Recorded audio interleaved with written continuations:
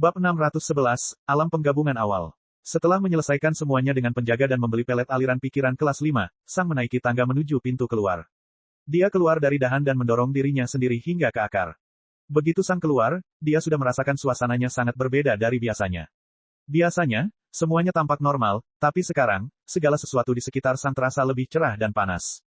Bahkan akar Yellow Sunbreaker pun terasa cukup panas.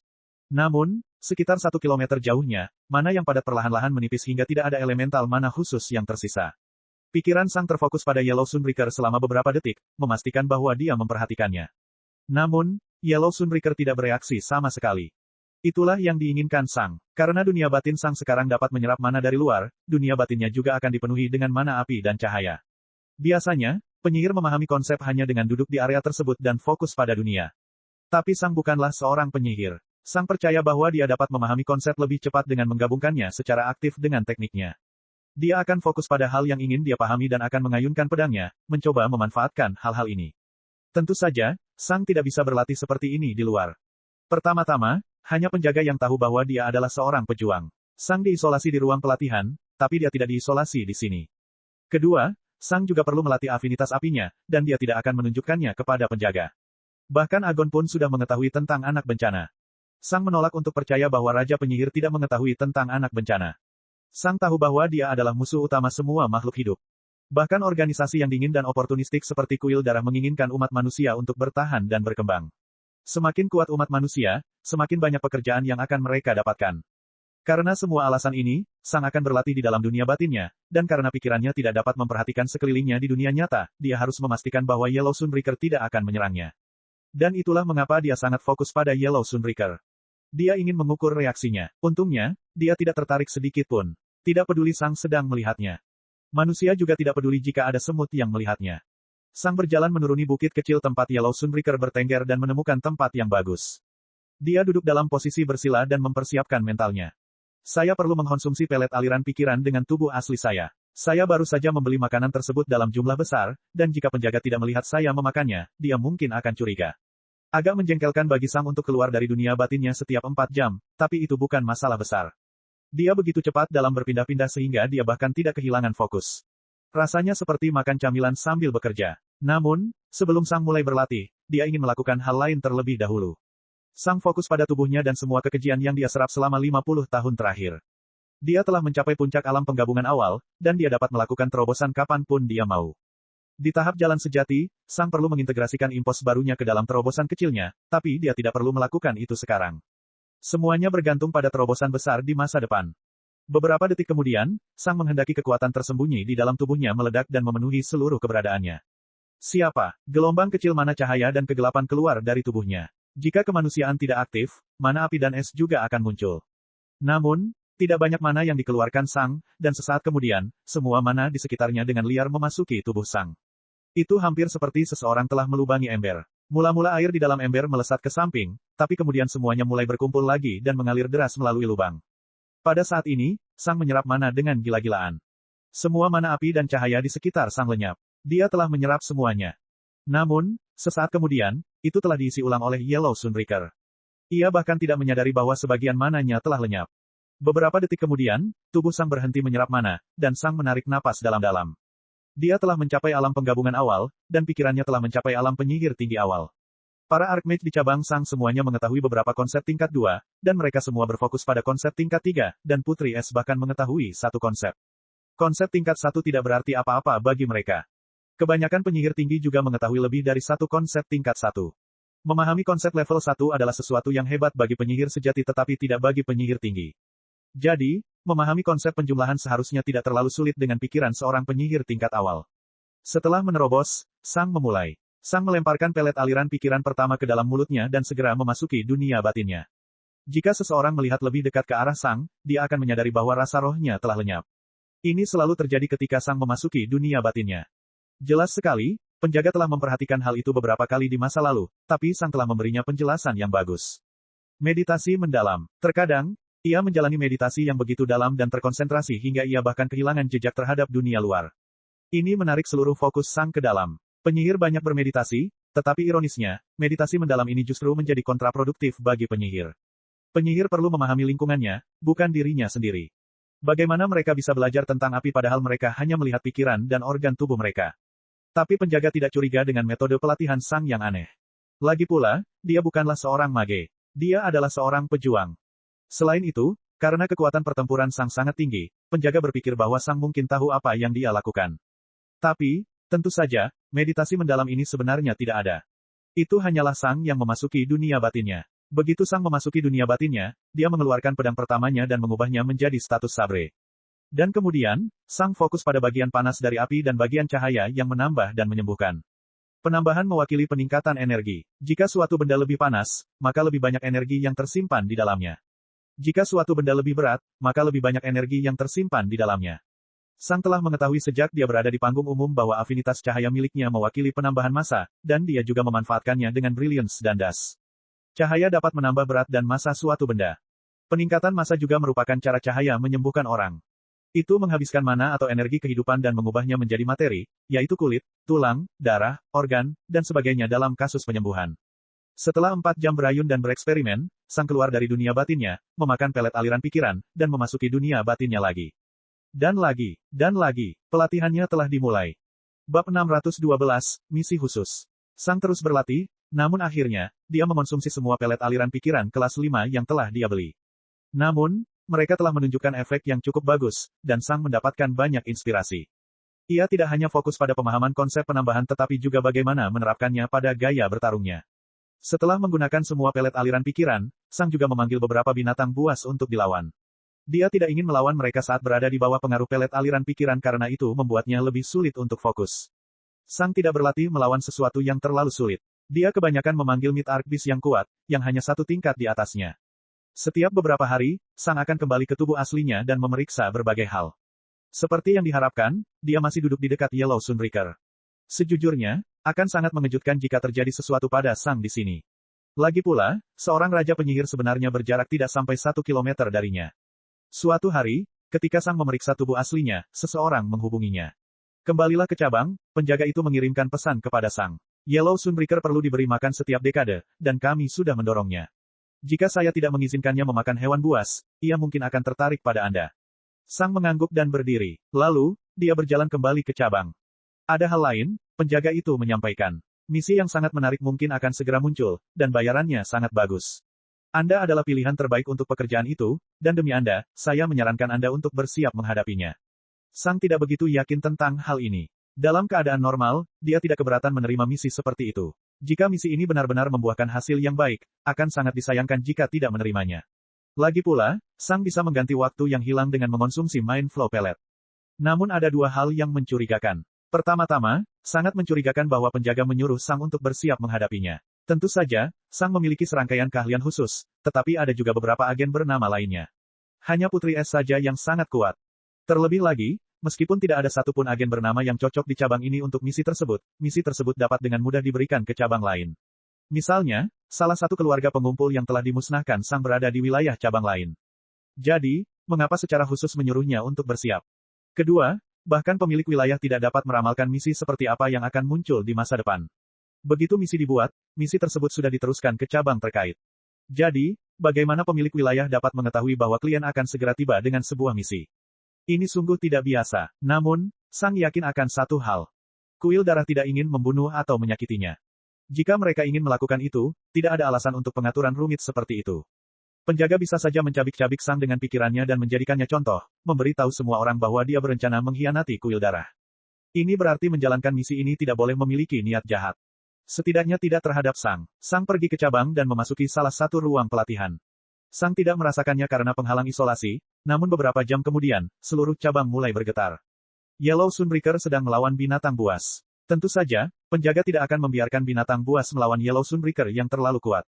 Pertarungannya sulit, tetapi Yellow Sunbreaker jelas menjadi favorit sejak awal. Secara alami, Yellow Sunbreaker menang dan menarik mayat itu ke dalam bumi dengan akarnya. Sementara semua ini terjadi, Sang tetap fokus pada konsep penambahan tanpa memasuki dunia batinnya. Kemajuannya sedikit melambat, tapi tidak ada yang bisa dia lakukan. Ini adalah pekerjaannya, dan jika perlu, dia harus siap sedia.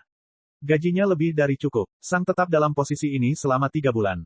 Cukup menjengkelkan karena dia tidak bisa berlatih dalam kondisi optimal, tapi jika penjaga mengatakan bahwa misinya dibayar dengan baik, itu akan sepadan.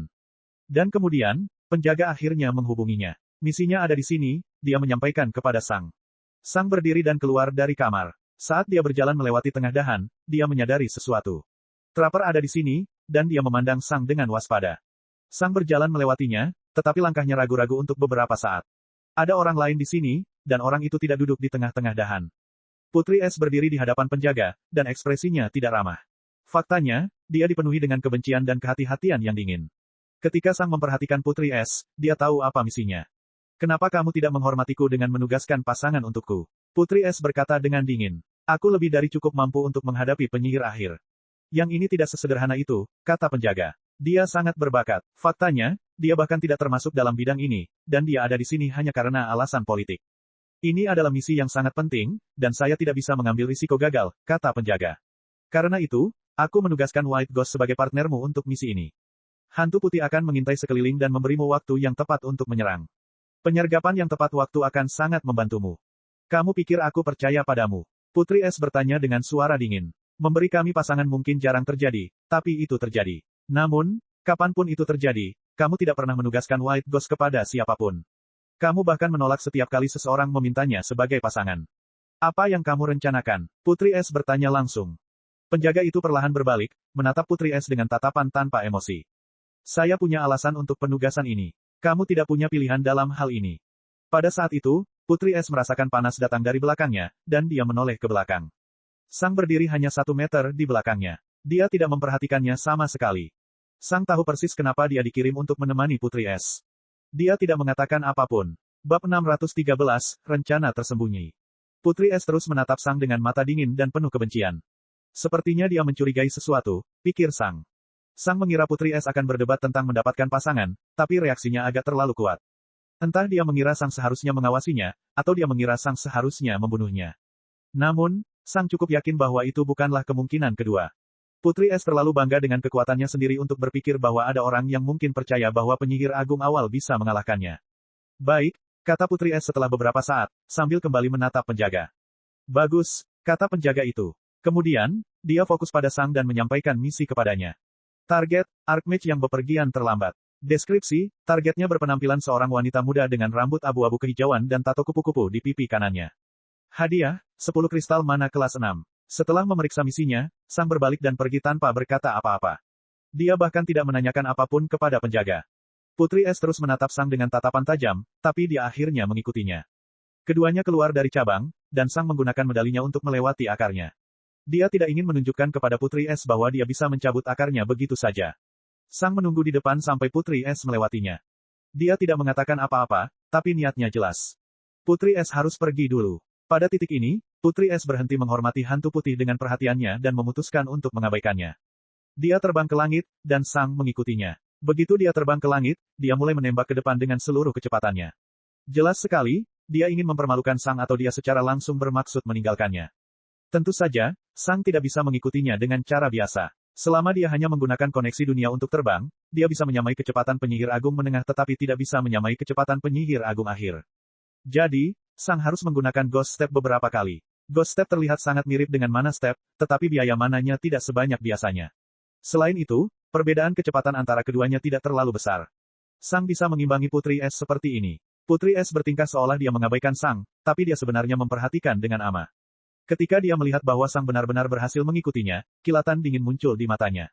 Sang menyadarinya, tapi dia tidak tahu apa sebenarnya yang dipikirkan wanita itu. Keduanya melakukan perjalanan selama beberapa menit. Target misinya tidak berada di dekat cabang. Padahal, itu berada di perbatasan wilayah penjaga. Keduanya masih menerima lokasi semua binatang leluhur di sekitarnya, bahkan ketika mereka sudah keluar dari sens roh penjaga. Sang masih tidak tahu bagaimana kuil darah sebenarnya berhasil menentukan lokasi semua binatang leluhur. Mereka membutuhkan waktu hampir 1 jam untuk sampai di lokasi misinya. Jaraknya sekitar 25.000 km dari cabang mereka, yang berarti berada di luar sens roh penjaga. Jaraknya juga sekitar 25.000 km dari cabang terdekat berikutnya. Bisa dibilang, lokasi ini adalah tempat terjauh dari cabang manapun. Jika dipikir-pikir dan mengetahui bahwa misi ini mencurigakan, Sang dapat segera melihat tanda bahayanya. Namun, jika seseorang tidak mengetahui bahwa Putri Es kemungkinan besar merencanakan sesuatu, dia tidak akan terlalu memikirkannya. Lagi pula, misi terjadi di mana-mana, dan sama seperti setiap tempat di wilayah ini, ada keluarga pengumpul yang dekat dengan tempat ini. Tempat ini tidak akan tampak mencurigakan. Itu hanyalah misi lain. Selain itu, bukan agen yang memilih misi tetapi penjaga yang memilih agen untuk misi tersebut. Itu akan membuat misi semacam itu menjadi tidak terlalu mencurigakan. Bahkan sebelum mereka berhenti, Sang telah menemukan target mereka. Dibandingkan dengan Ice Princess, Spirit Sense miliknya memiliki jangkauan 250 km. Saat ini, targetnya hanya duduk di atas batu besar, jauh dari binatang besar manapun. Anehnya, dia sendirian. Tidak ada anggota keluarga pengumpul yang dekat dengannya. Tidak ada kota besar atau kecil di dekatnya. Juga tidak ada sesuatu yang berharga di dekatnya. Juga tidak ada konsep khusus apapun yang ditampilkan di sekelilingnya. Tidak ada apa-apa. Tempat ini senormal dan sesederhana mungkin. Tapi ini juga berarti sebenarnya tidak ada alasan bagi target untuk berada di sini. Apa yang dia lakukan? Hanya ada satu jawaban. Dia sedang menunggu. Dan karena Sang sudah tahu bahwa misi ini cukup mencurigakan, dia tahu apa yang dia tunggu. Dia sedang menunggu Putri Es. Aku mengerti, pikir Sang. Ini mungkin salah satu teman Putri Es, dan dia datang untuk membawanya pergi. Jika Putri Es datang ke sini sendirian, semua orang akan curiga, tetapi jika dia terpilih sebagai agen yang sempurna untuk misi ini, dia tidak akan menimbulkan kecurigaan apapun. Lagi pula, penjagalah yang memilihnya. Putri Es mungkin sangat arogan, tapi dia tidak bodoh, dan aku cukup yakin dia telah mengambil segala tindakan pencegahan agar tidak terlihat mencurigakan. Namun, penjaga masih mengetahuinya. Aku tidak tahu bagaimana caranya, tapi penjaga masih mengetahuinya, dan itulah alasan aku ada di sini.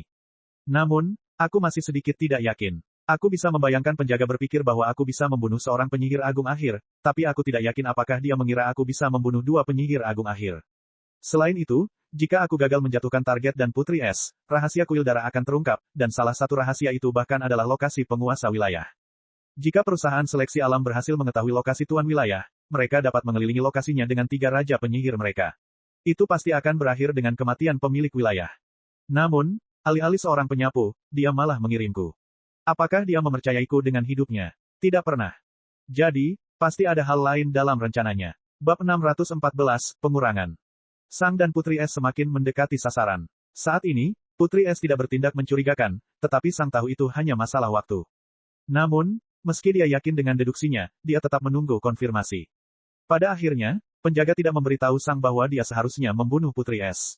Mereka mungkin memiliki pemahaman yang implisit, namun pemahaman implisit seperti itu tidak dapat dipercaya. Lagi pula, tidak satu pun dari mereka yang pernah mengungkapkan pendirian mereka mengenai masalah ini. Begitu mereka mencapai jarak sekitar 100 km dari target, Sang menyadari bahwa targetnya telah bergerak sedikit. Sementara Archmage normal hanya memiliki Spirit Sense dengan jangkauan 50 km, masih ada Archmage berbakat dengan jangkauan lebih jauh. Lagi pula, Sang juga memiliki Spirit Sense yang jauh lebih besar. Masuk akal jika ada juga orang lain yang bisa mencapai hal seperti itu. Putri Es sangat kuat, tetapi Sang tidak berpikir bahwa dia memiliki Spirit Sense selebar 100 km. Ini mungkin berarti targetnya memiliki Spirit Sense yang begitu besar.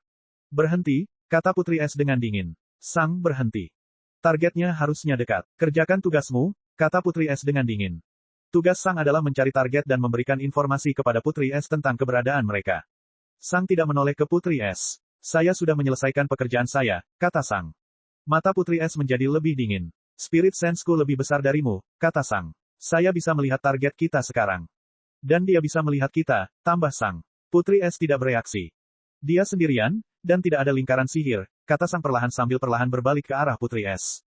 Kamu bisa menyerang kapan saja. Kesunyian. Aku tidak perlu kamu memberitahuku apa yang harus aku lakukan, jawab Putri Es dengan dingin setelah beberapa detik. Saya akan menyelesaikan tugas saya. Anda tunggu di sini. Putri Es bergerak melewati Sang. Tidak, kata Sang. Aku juga bagian dari misi ini, dan aku akan berjaga-jaga. Aku akan menemanimu sambil tetap bersembunyi.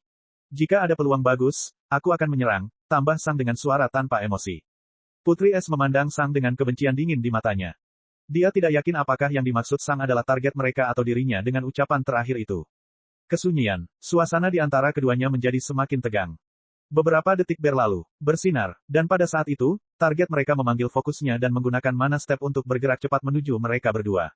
Namun, dia masih membutuhkan waktu agak lama untuk tiba.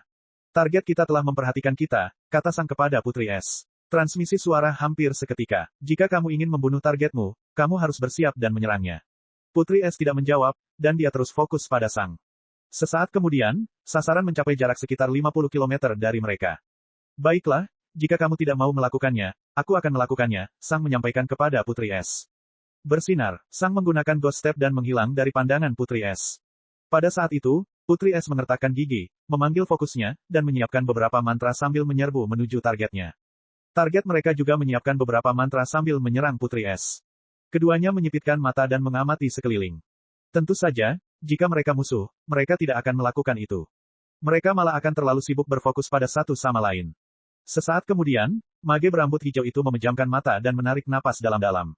Putri Es telah memberitahunya tentang hantu putih dan kemampuannya. Mereka berdua tahu bahwa mereka tidak dapat menemukan hantu putih dengan indera roh mereka, yang hanya meninggalkan pandangan. Tentu saja, itu hanya berlaku untuk penyihir rata-rata. Namun, mage berambut hijau bukanlah mage biasa. Dia menutup matanya agar dia bisa lebih fokus pada instingnya. Dalam banyak pertempuran berbahaya, dia telah mengasah naluri yang sangat canggih dan tepat, dan naluri ini telah menyelamatkan hidupnya beberapa kali. Kali ini, dia menggunakannya untuk merasakan pendekatan Sang. Saat ini, Putri Es belum menunjukkan tanda-tanda pengkhianatan secara langsung. Karena itu, Sang belum bisa menyerang Putri Es, yang berarti dia akan menyerangnya terlebih dahulu. Setidaknya, itulah yang dipikirkan mage berambut hijau. Akankah Sang benar-benar peduli dengan hal seperti itu?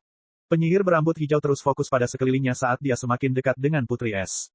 Saat ini, keduanya telah menyiapkan beberapa mantra. Waktu yang singkat sepertinya membentang hingga kekekalan saat keduanya menunggu serangan Sang. Namun, hal itu tidak pernah terjadi. Dan sebelum mereka menyadarinya, mereka sudah sampai di sisi satu sama lain. Keduanya memiliki beberapa mantra, tapi mereka tidak melepaskannya satu sama lain. Sebaliknya, mereka hanya saling menatap mata. Anehnya, White Ghost tidak menyerang targetnya, meskipun ini adalah kesempatan terbaiknya untuk melakukannya. Merupakan ide bodoh jika membiarkan keduanya bertemu dan menggabungkan kekuatan mereka. Tapi itulah yang dilakukan White Ghost. Keduanya agak bingung, namun mereka memutuskan untuk menerima saja situasi baru tersebut. Ini sebenarnya bagus untuk mereka. Di dalam hutan di tanah, Sang memusatkan perhatian pada mereka berdua. Biasanya, dia akan menyerang Putri Es terlebih dahulu dan kemudian fokus pada penyihir berambut hijau. Lagi pula, dia tidak peduli apakah Putri Es menunjukkan tanda-tanda pengkhianatan atau tidak. Namun, kali ini keadaannya sangat berbeda. Semua tanda mencurigakan ini. Fakta bahwa penjaga mengetahui tentang misi tersebut beberapa bulan sebelum misi itu muncul. Fakta bahwa penjaga secara khusus ingin Sang melakukannya. Fakta bahwa penjaga mengetahui tentang pengkhianatan Putri Es yang akan datang. Fakta bahwa penjaga tidak mengirimkan sweeper. Fakta bahwa dia tampaknya mempercayai Sang dengan hidupnya. Dan terakhir, fakta bahwa Sang tahu bahwa penjaga tidak ingin menyakiti atau membunuhnya. Hanya ada satu penjelasan yang mungkin. Ini adalah sebuah ujian. Seseorang dari kuil darah sedang mengawasiku saat ini. Bab 615, Afinitas Ganda. Jadi, apa rencana Sang? Dia cukup yakin bahwa dia sedang diawasi oleh orang kuat dari kuil darah. Namun, dia tidak yakin mengapa dia diawasi. Apakah ini ujian untuk posisi sweeper? Apakah ini ujian kesetiaan? Apakah ini cara untuk membuatnya mengungkap beberapa rahasianya? Apakah kekuatan pertempurannya sedang diuji?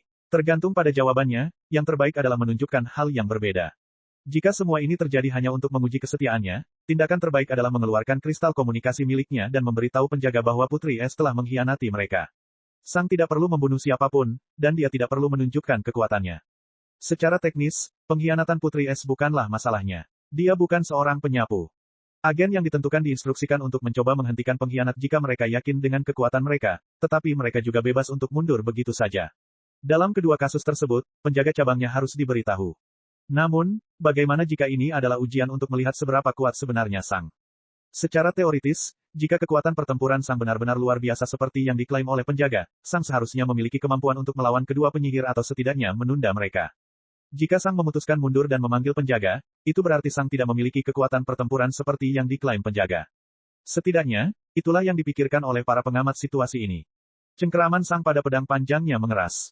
Saya rasa penjaga tidak akan mau mengungkap rahasia saya dengan sia-sia. Saya tidak percaya pada niat baiknya, tapi saya percaya pada kecerdasannya. Memusuhi saya sekarang tidak ada gunanya. Entah dia akan mendapatkan musuh yang kuat, atau dia harus membunuh salah satu agen bernama terbaiknya. Tidak ada manfaatnya juga. Baik, pikir Sang sambil menurunkan posisinya. Jika kamu ingin membunuhku, kamu lakukan saja. Oleh karena itu, meskipun orang yang melihatku mengetahui bahwa aku adalah seorang pejuang, mereka tidak akan membunuhku atau menyebarkan rahasiaku. Aku akan menangani keduanya, tapi aku tidak akan menunjukkan afinitas api atau esku. Biasanya, aku yakin bisa mengalahkan mereka, tapi dengan hanya setengah dari afinitasku, ini tidak akan semudah itu. Semua ini hanya terjadi sesaat, dan kedua penyihir di atas Sang masih merencanakan apa yang harus dilakukan selanjutnya. Hati-hati, teriak mage berambut hijau sambil melepaskan mantranya. Dia belum melihat Sang, tapi nalurinya berteriak padanya. Nalurinya memberitahunya bahwa dia harus berhati-hati dan ada sesuatu yang mengincar temannya. Beberapa spiral angin metalik melesat melewati Putri Es, melingkari tubuhnya dan melesat ke kejauhan. Penyihir asing memiliki afinitas ganda yaitu angin dan logam. Afinitas ganda jauh lebih jarang dibandingkan afinitas campuran. Afinitas campuran adalah hal-hal seperti suhu, racun, atau senja. Itu adalah satu hal yang terdiri dari dua hal. Di sisi lain, afinitas ganda mewakili dua hal terpisah yang dimiliki oleh satu orang. Kedua hal itu masih terpisah dan merupakan miliknya sendiri, tetapi itu juga berarti bahwa orang tersebut memiliki afinitas penuh terhadap keduanya. Jika seseorang memiliki 100 poin bakat untuk satu afinitasnya, seseorang dengan afinitas campuran racun, misalnya, akan memiliki 30 poin dalam kegelapan, 30 poin dalam air, dan 100 poin dalam racun. 30 poin dalam kegelapan dan air bahkan tidak cukup untuk menjadikannya bagian dari kekuatan utama seseorang. Paling-paling, itu akan membantu mereka memahami konsep campuran yang melibatkan kegelapan atau air. Mereka masih perlu memfokuskan seluruh pikiran mereka pada hal-hal yang spesifik mengenai racun. Namun, dengan afinitas ganda, orang tersebut akan mendapat 100 poin dalam dua hal masing-masing. Ini berarti bahwa mereka sama berbakatnya dalam dua hal seperti orang normal dalam satu hal. Bagi sihir, memiliki afinitas ganda secara objektif lebih baik. Tapi sama seperti hal lainnya, ada trade-off. Kedua afinitas tersebut menuntut perhatian.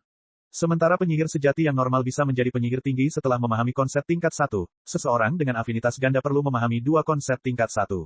Tentu saja, lebih baik memahami lebih banyak konsep, tetapi pembatasan ini membuat seseorang tidak mungkin menjalani kehidupan yang biasa-biasa saja.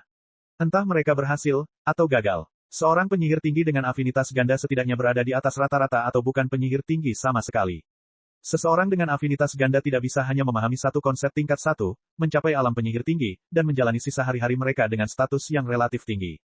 Semua atau tidak, sukses atau gagal, melipat tidak mungkin. Penyihir asing memiliki afinitas ganda yaitu angin dan logam. Ini berarti bahwa dia telah memahami dua konsep murni tingkat 2 sebelum mencapai alam penyihir setidaknya.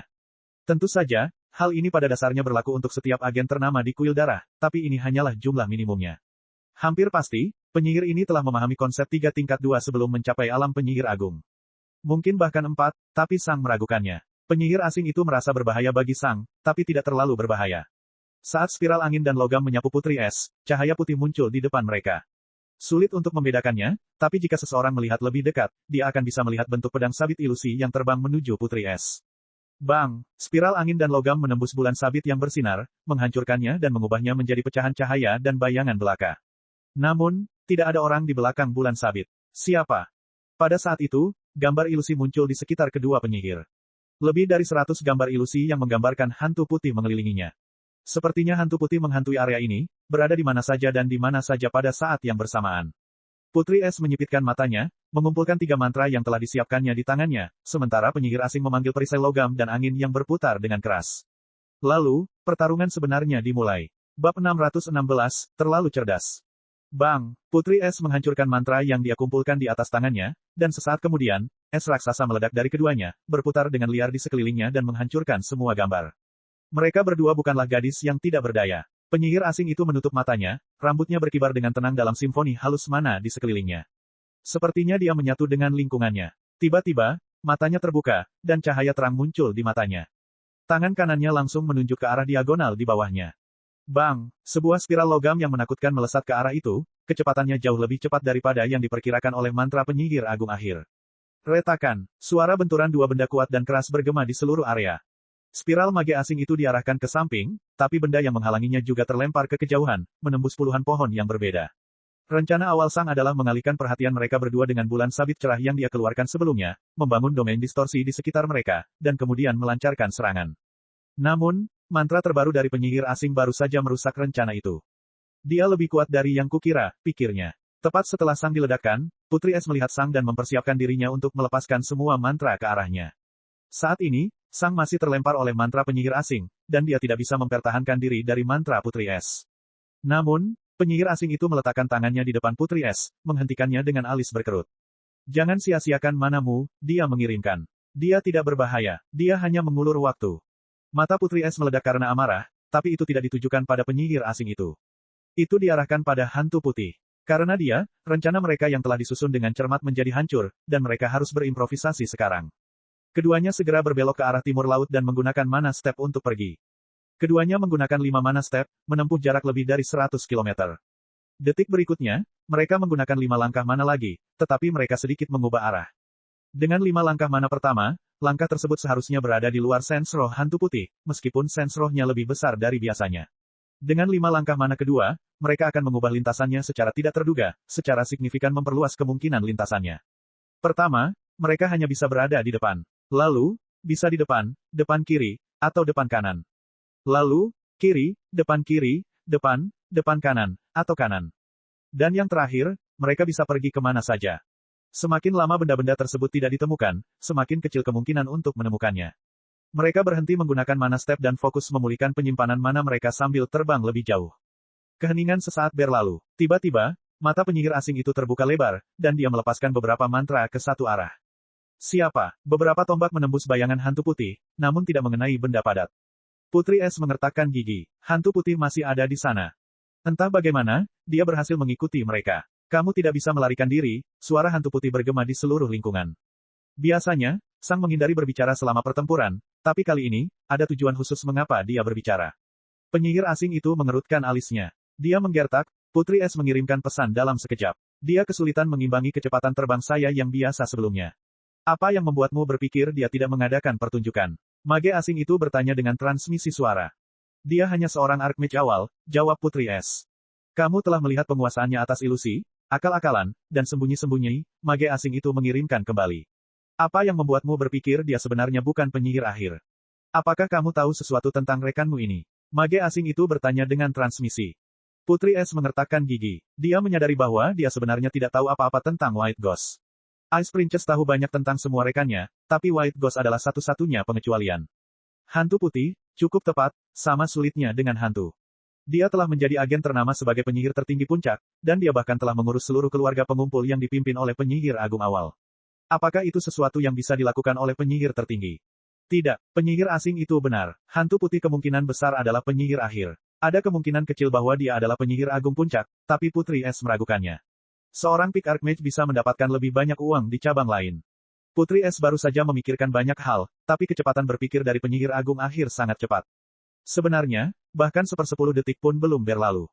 Apa rencanamu? Putri Es bertanya. Anehnya, tidak ada kesombongan Putri Es yang muncul di hadapan penyihir asing itu.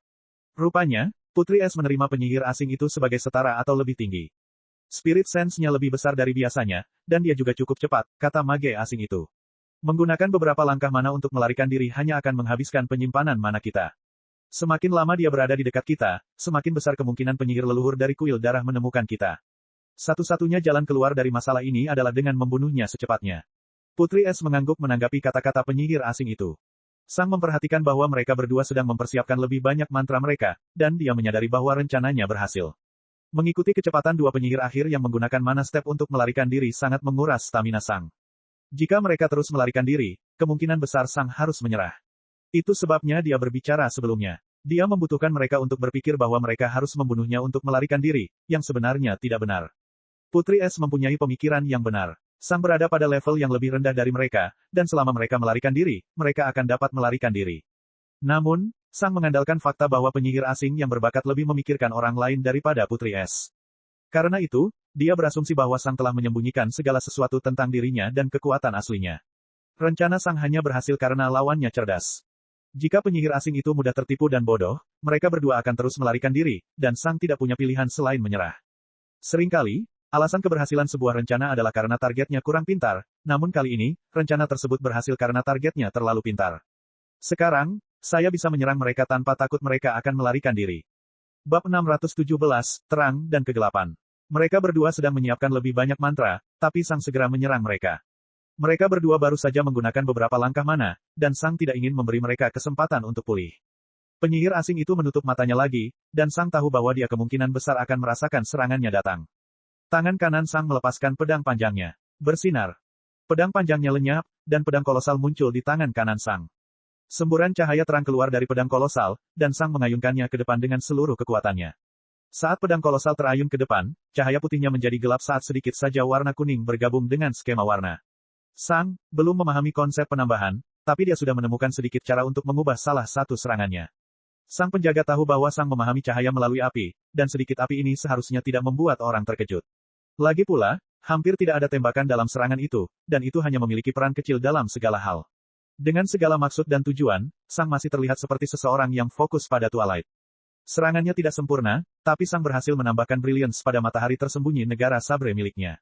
Sang menggunakan basis Hidden Sun yang kaya energi dan menambahkan lebih banyak energi dengan meningkatkan masanya dengan Brilliance. Ini adalah serangan pertama yang berfokus pada konsep penambahan yang pernah dilancarkan Sang. Sayangnya, Sang masih membutuhkan waktu bertahun-tahun lagi untuk memahami konsep penjumlahan, dan inilah hal terbaik yang bisa dia lakukan. Siapa? Saat ayunan Sang selesai, cahaya bulan sabit yang berputar melesat ke arah kedua penyihir dengan kecepatan luar biasa. Tentu saja, begitu cahaya terang muncul, penyihir asing itu sudah memperhatikan Sang. Bang! Salah satu jarinya menunjuk ke arah bulan sabit yang berputar, dan tombak logam, yang didukung oleh kekuatan angin, menembakinya. Bersinar, tapi sebelum tombaknya mengenai, Sang beralih ke pedang panjangnya dan menggunakan langkah hantu. Sifat Ghost Step yang seketika membuat Sang tiba di samping bulan sabit putih di depan tombak. Lengan Sang sudah diposisikan dengan sempurna, dan dia mengganti pedang panjangnya ke pedang kolosalnya lagi. Sang hanya perlu menggerakkan pedang kolosalnya beberapa sentimeter saja. Ding! Semburan cahaya pendek dan terang meninggalkan pedang raksasa Sang. Bersinar, tombak logam itu melesat melewati Sang. Ia telah melewatkan bulan sabit. Sang baru saja mengarahkan lintasan serangan jarak jauhnya dengan kombinasi refraksi dan refleksi. Mata penyihir asing itu terbuka lebar karena terkejut. Penyihir ini bertarung dengan cara yang belum pernah dia lihat sebelumnya. Dia tidak hanya menggunakan pedang, tapi dia juga secara sukarela mendekati mantra musuhnya. Namun demikian, penyihir asing itu menembakkan beberapa mantra lagi ke arah bulan sabit putih. Siapkan mantramu kalau dia mendekat, penyihir asing itu mengirimkan kepada Putri Es. Putri Es tidak tahu mengapa seorang penyihir ingin mendekati lawannya, tapi dia mempercayai penyihir asing itu dan mengangguk. Bersinar, tiba-tiba, Sang muncul lagi di samping bulan sabit putih. WHOOOOOM. Ledakan cahaya yang sangat besar menyelimuti semua orang, mengganggu indera roh dan penglihatan mereka. Ding! Kedua penyihir bisa merasakan suara bulan sabit putih diarahkan kembali bergema melalui spirit sense mereka yang terdistorsi. Mereka tahu bahwa mantra penyihir asing akan segera mengenai bulan sabit putih dan serangan musuh akan segera mencapai mereka. Namun, tidak mungkin untuk mengetahui dari mana serangan itu berasal. Lepaskan. Penyihir asing itu dikirim ke Putri Es. Putri Es melepaskan semua mantranya, dan kubah es yang tajam muncul di sekitar mereka. Kubah itu segera mulai berputar, dan mana cahaya di sekitarnya terdistorsi dan dihancurkan oleh kubah es yang berputar. Bang! Tiba-tiba, sebagian besar kubahnya dilenyapkan, dan sebagian kekuatan yang meluap juga mengenai mana shield mereka. Untungnya, kerusakannya tidak signifikan. Penyihir asing telah menyiapkan beberapa mantra lagi sementara Putri Es mempertahankannya. Dia segera fokus pada instingnya lagi, dan dia dengan cepat menemukan lawannya. WHOOOOM. Tepat ketika dia menemukan Sang, wilayah kegelapan pekat menyelimuti mereka. Spirit sense mereka tidak terdistorsi kali ini, tapi mereka juga tidak bisa melewati lingkungan hitam mereka. Dunia menjadi hampir sepenuhnya hitam bagi mereka berdua. Hampir, ada satu titik putih tunggal dalam kegelapan abadi. Itu adalah hantu putih. Namun, White Ghost tampak berbeda. Bahkan penyihir asing pun dapat mengetahui bahwa dia terlihat berbeda dari biasanya, meskipun dia baru melihatnya pertama kali beberapa detik yang lalu. Dia sangat kurus. Sepertinya hantu putih bukanlah manusia hidup melainkan mayat kering. Sepertinya tidak ada kehidupan di tubuhnya. Namun, bahkan dalam wujud kurus dan lemah ini, sepertinya dia adalah satu-satunya di dunia kegelapan tanpa akhir ini. Saat ini, hanya orang idiot yang percaya bahwa hantu putih berada di alam penyihir awal. Ini bukanlah sesuatu yang bisa dilakukan oleh Archmage awal. Saat ini, hantu putih tidak menyerang mereka tetapi hanya berdiri di tengah ruang di kejauhan. Lalu, dia mengangkat lengan kirinya, dan dengan lembut memutarnya. Siapa? Sesaat kemudian, dunia kegelapan sepertinya mendengarkannya, dan kegelapan pekat menjadi agresif. Putri Es dan penyihir asing merasakan mana shield mereka dengan cepat dikonsumsi. Penyihir asing itu tidak ragu-ragu dan membuat mantranya meledak di sekelilingnya. Dia tahu bahwa domain kegelapan seperti itu harus digunakan dengan membatalkannya menggunakan mana yang berbeda. Kegelapan segera menghabiskan mana angin dan logam miliknya. BOOOOM. Kemudian, Putri Es juga mengeluarkan mantranya. Bang! Setelah separuh esnya habis, sesuatu berubah. Salah satu esnya sepertinya mengoyak dunia kegelapan, dan seperti selembar kain hitam, kegelapan terbawa oleh es yang berputar. Sesaat kemudian, semua kegelapan menghilang, dan mereka kembali ke dunia nyata. Sang telah mengorbankan banyak energi hidupnya, tetapi di hadapan dua penyihir akhir, pengorbanannya tidak berarti banyak. Tapi isolasi telah melakukan tugasnya. Bersinar. Sang menggunakan Ghost Step, dan dia tiba tepat di depan mereka berdua. Dan pada saat itu, penyihir asing itu melepaskan 3 mantra lagi ke arahnya. Bab 618, Cacat.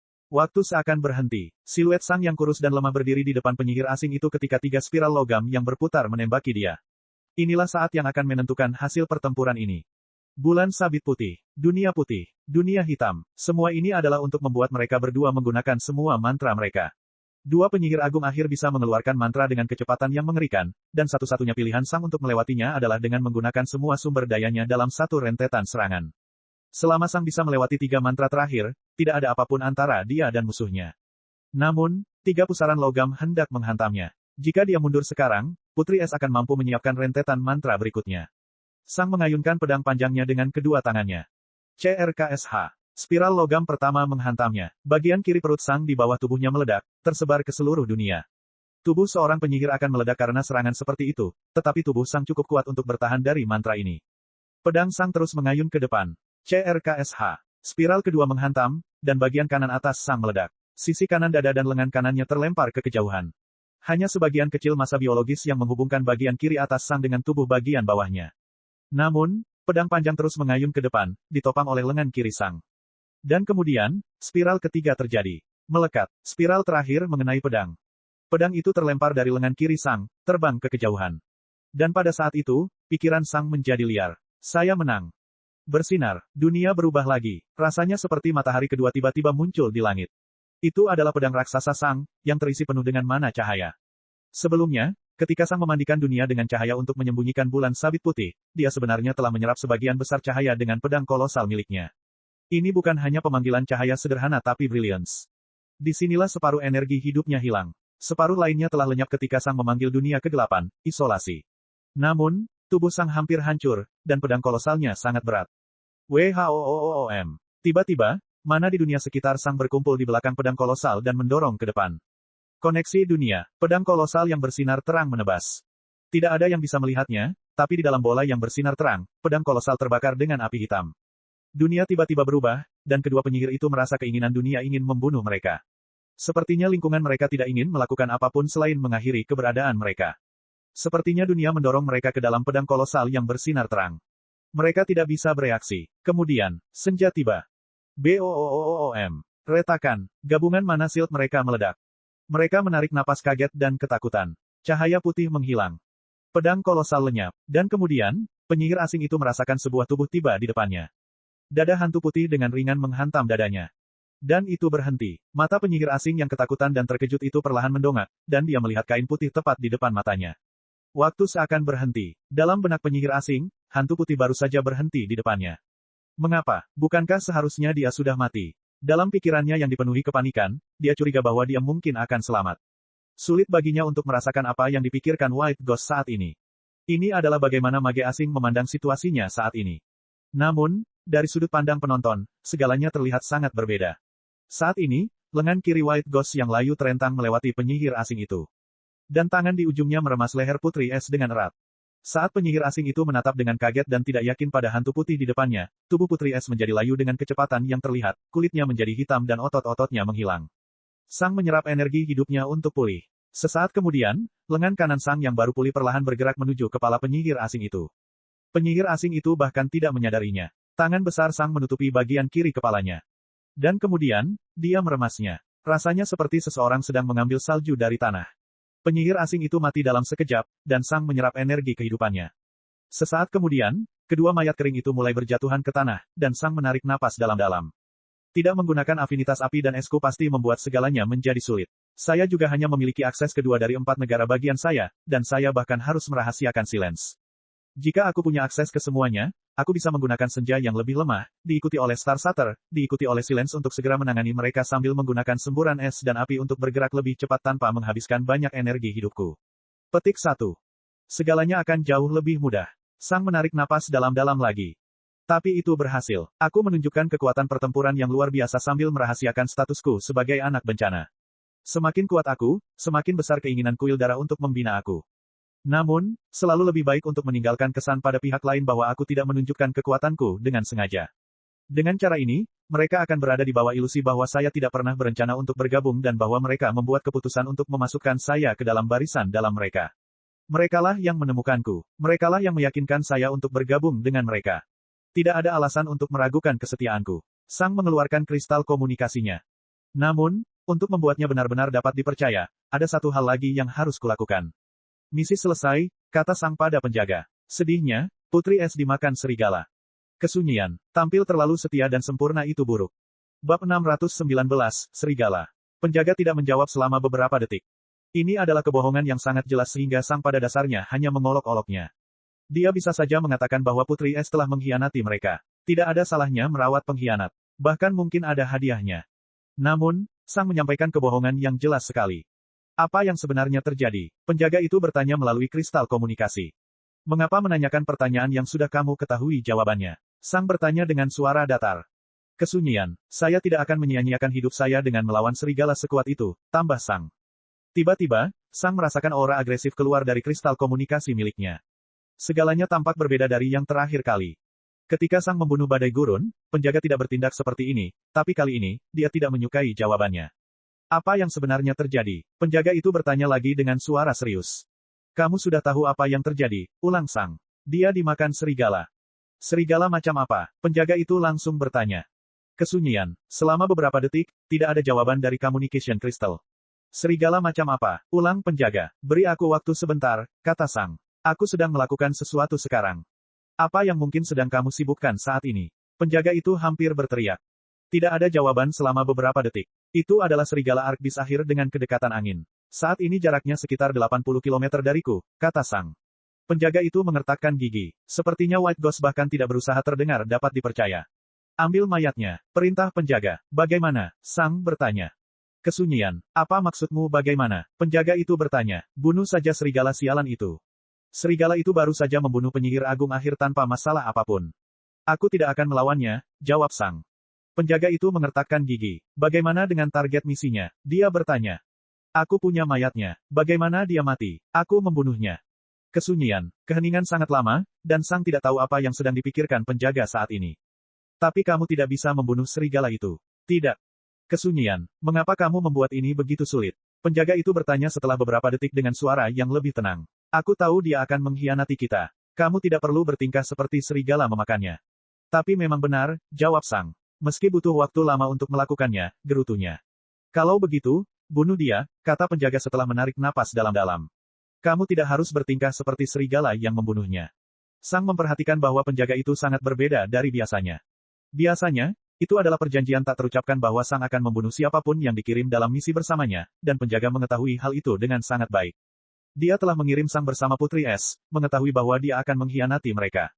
Tapi kenapa penjaga tiba-tiba bertingkah seolah Sang tidak seharusnya membunuhnya? Kamu mengira dia akan mengkhianati kuil darah, kata Sang. Namun, kamu masih mengirimku ke misi bersamanya. Kenapa? Biasanya, ini bukanlah sebuah pertanyaan. Jelas sekali bahwa penjaga mengirim Sang bersama Putri Es dalam misi tersebut sehingga dia akan membunuhnya. Namun rupanya kali ini tidak demikian. Selama beberapa detik, penjaga tidak mengatakan apapun. Lalu, dia menarik napas dalam-dalam. Dia seharusnya berhasil melarikan diri dan memberikan informasi yang salah. Kesunyian, aku mengirimmu bersamanya untuk membuatnya tampak seolah-olah sejujurnya aku ingin membunuhnya sehingga dia tidak curiga bahwa aku benar-benar membiarkannya melarikan diri. Aku mengirimmu karena kamu cukup kuat untuk menjadi ancaman tetapi tidak cukup kuat untuk menang melawan Putri Es dan Samantha Wildfaren bersama-sama. Menurut rencana, kamu seharusnya memberitahuku. Lalu, aku akan mengirimkan seorang penyapu dan memberitahumu untuk terus mengikuti mereka tanpa mempertaruhkan nyawamu. Namun karena alam mereka yang lebih tinggi, mereka pasti akan kabur sebelum penyapu itu tiba. Putri Es akan mengungkapkan semua yang dia ketahui kepada keluarga Wildfaren, dan mereka akan menukar informasi tersebut ke perusahaan seleksi alam. Perusahaan seleksi alam akan membayar mahal untuk informasi tersebut, namun informasi tersebut tidak akan menghasilkan apa-apa. Ini akan memperburuk hubungan antara kedua keluarga dan menghilangkan tekanan pada kami. Kesunyian, Sang hampir saja menghancurkan kristal komunikasinya. Ini berarti tidak ada seorang pun yang benar-benar melihat. Pikirnya dengan amarah yang membara. Aku sebenarnya tidak perlu merahasiakan kekuatanku. Benar-benar tidak ada yang melihat. Aku mempertaruhkan nyawaku tanpa alasan apapun. Sang tidak mengatakan apapun selama beberapa waktu. Dia berpikir bahwa dia telah mengetahui rencana penjaga, tapi dia sebenarnya mengabaikan kemungkinan ini. Sang mengira penjaga mengetahui betapa kuatnya dia dan ini adalah semacam ujian untuk melihat apakah layak untuk menginvestasikan lebih banyak sumber daya padanya. Sang pada dasarnya berhasil bertarung 2,5 level di atas dirinya dan menang, yang akan menempatkannya di antara orang-orang yang benar-benar berbakat di sebuah kekaisaran.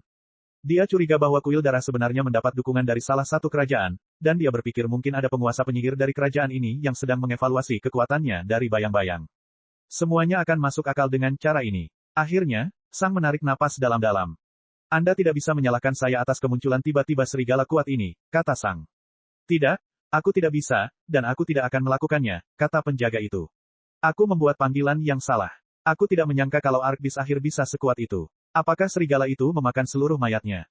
Ya, semuanya, jawab Sang. Bagaimana dengan mayat targetnya? Penjaga itu bertanya. Masih di sini, jawab Sang. Lemparkan ke serigala yang sama dengan semua barang miliknya, kata penjaga. Ini tidak biasa, tapi Sang mengerti mengapa dia harus melakukan itu. Targetnya tidak seharusnya mati kali ini. Sang mengangkat mayat kering beserta barang-barangnya dengan pikirannya dan melemparkannya ke arah serigala yang baru saja selesai memakan mayat Putri Es. Itu hanyalah serigala acak yang ditemukan Sang. Ketika mayat itu terbang ke arah serigala, ia terkejut dan melarikan diri beberapa kilometer. Beberapa detik kemudian, ia perlahan kembali dan mengawasi sekelilingnya. Ini mencurigakan. Namun setelah sekitar 1 menit penuh tidak terjadi apa-apa, serigala tersebut akhirnya melahap mayat tersebut. Serigala memakan segalanya, kata Sang. Butuh waktu cukup lama, jawab penjaga. Kembalilah ke cabang. Kami perlu membicarakan masa depanmu. Bab 620, Pilihan. Setelah menangani kedua mayat tersebut, Sang terbang kembali ke cabang. Dia berhasil melewati akar Yellow Sunbreaker dan masuk. Trapper masih duduk di tengah dahan, dan ketika dia melihat hantu putih kembali tanpa Putri Es, dia tahu apa maksudnya. Dia merasakan campuran emosi yang kompleks. Dia frustrasi karena bukan dia yang mendominasi, menaklukkan, dan menghancurkan Putri Es. Dia marah karena Sang membuat Trapper mustahil mewujudkan impiannya selamanya. Dia merasa senang bahwa Putri Es yang sombong itu akhirnya mendapatkan apa yang akan terjadi padanya. Namun lebih dari segalanya, dia merasa terkejut dengan kekuatan hantu putih. Hantu putih bisa membunuh Putri Es sendirian. Tapi kemudian, dia menyadari sesuatu. Mungkin bukan hantu putih yang membunuhnya. Hantu putih mungkin hanya mengawasinya sementara seorang penyapu mengurus semuanya. Namun, Trapper masih lebih berhati-hati di depan Sang. Ini adalah kedua kalinya seseorang dari cabang mereka meninggal setelah menjalankan misi dengan White Ghost. Saat ini, Trapper yakin bahwa White Ghost adalah agen bernama penjaga yang paling terpercaya. Mulai sekarang, Trapper akan memastikan bahwa dia tidak pernah menunjukkan sedikit pun firasat pengkhianatan di depan White Ghost. Sang melangkah melewati Trapper tanpa menghiraukannya. Lalu, dia berhenti di depan penjaga. Saya menyelesaikan misinya, kata Sang. Karena Putri Es sudah mati, aku harus mendapatkan seluruh hadiahnya. Penjaga tidak segera bereaksi. Setelah beberapa detik, dia berbalik. Tetapi bukannya hanya menoleh sedikit, seluruh tubuhnya malah berbalik menghadap Sang. Saat Trapper melihat itu, matanya membelalak. Penjaga sangat jarang beranjak dari posisinya. Karena dia adalah penguasa wilayah, hampir seluruh pikirannya sibuk memikirkan hal-hal yang lebih besar dari sekadar cabang ini.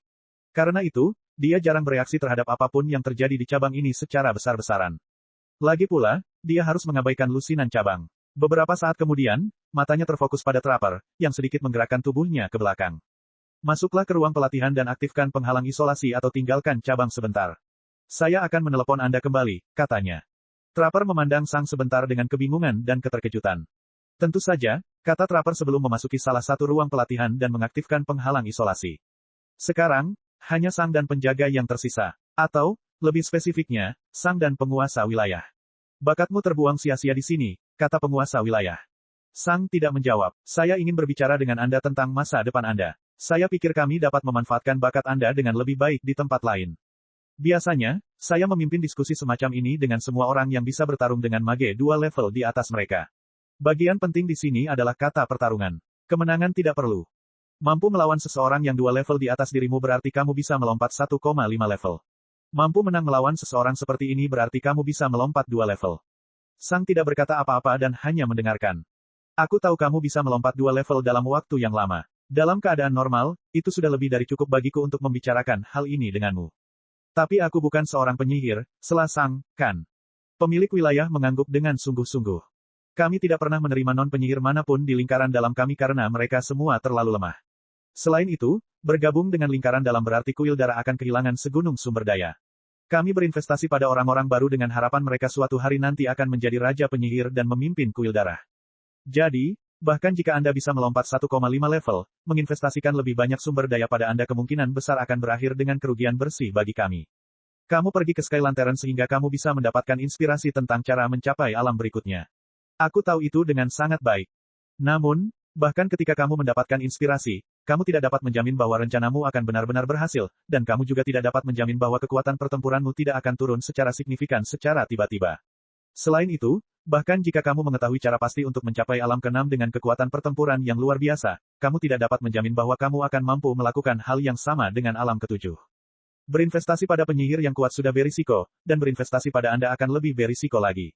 Faktanya, berinvestasi pada Anda sama saja dengan melemparkan sekumpulan kristal mana kelas 7 ke hutan belantara dan berharap akan ada lebih banyak lagi di masa depan, saatnya kita melihat. Itu tidak realistis. Tetapi keadaannya berbeda sekarang, tambah pemilik wilayah. Kau mengurus 2 penyihir agung akhir dalam waktu yang sangat singkat. Terlebih lagi, salah satu dari mereka adalah putri dari ketua perbendaharaan keluarga Wildfaren. Ketika Sang mendengar itu, dia menarik napas dalam-dalam. Ketika dia mendengar nama targetnya sebelumnya, dia sudah curiga bahwa hal ini mungkin mempunyai beberapa konsekuensi. Namun, Sang tidak menyangka bahwa dia telah membunuh orang sepenting ini. Keluarga Wildfaren berada di level yang sama dengan perusahaan seleksi alam, dan mereka memiliki 4 raja penyihir. Master perbendaharaan mereka adalah salah satu dari para mage lord itu. Dan Sang baru saja membunuh putri seorang raja penyihir. Meskipun Sang mendapat dukungan dari kuil darah, ini masih sangat berbahaya baginya. Mungkin saja wilayah tetangga kuil darah, yang berada di atas wilayah keluarga Wildfaren, akan mengalami kemunduran parah karena hal ini. Penguasa keuangan keluarga Wildfaren mungkin akan langsung keluar dan berpatroli di wilayahnya, membunuh setiap anggota kuil darah yang bisa dia temukan. Dalam keadaan putus asa, kuil darah bahkan mungkin memutuskan untuk mengorbankan Sang dengan harapan bisa menenangkan penguasa keuangan. Kamu tidak bodoh, kata penguasa wilayah. Anda tahu bahwa situasi ini bermasalah. Aku tahu itu bukan salahmu. Akulah yang salah menilai kekuatanmu, dan akulah yang mengirimmu dalam misi ini. Namun, semua itu tidak penting. Saya kuat, kamu lemah. Bahkan jika aku maju dan memutuskan untuk menanggung semua kesalahan, kuil darah akan tetap menjadikanmu kambing hitam mereka. Sang tidak bergerak, tapi spirit sense-nya terus fokus pada penguasa wilayah. Tetapi bukan itu yang akan terjadi, katanya. Kalau iya, kita tidak akan bicara sekarang. Itu tergantung padamu, kata penguasa wilayah. Jika kamu cukup berharga, kuil darah tidak akan mengorbankanmu. Dan bagaimana aku bisa membuktikan nilaiku? Sang bertanya. Pemilik wilayah memandang Sang dengan ekspresi serius. Kau harus percaya padaku, katanya. Kamu harus memberitahuku segalanya tentang dirimu. Sang tidak menunjukkan reaksi apapun. Sedetik kemudian, penguasa wilayah memanggil magic rune kecil di tangannya. Sang mengetahui rune ini. Ini adalah SKP. Saya ingin Anda membuat SKP sementara untuk percakapan ini, kata pemilik wilayah. SKP sementara mengizinkanku untuk memberitahumu rahasia yang biasanya tidak boleh kuberitahukan padamu. Selama kita menghapus SKP setelah percakapan, tidak akan ada masalah. Spirit Sense Sang terfokus pada rune. Tetapi Anda tidak menciptakannya untuk diri Anda sendiri. Pemilik wilayah tidak menjawab. Kamu ingin aku mempercayaimu, tapi kamu tidak mempercayaiku. Penjaga hanya menatap Sang tanpa emosi. Saya punya pilihan. Kamu tidak melakukannya. Kepercayaan hanya bisa berjalan dua arah jika semua pihak memiliki kekuatan yang sama. Entah kamu percaya padaku, atau kamu mati. Cek cek cek cek cek cek cek cek. Rakan-rakan kultivator sekalian, sebelum retret, sila terus berkultivasi untuk jurus subscribe, like, share dan komentar agar sekte novel Sadim terus berkembang pesat.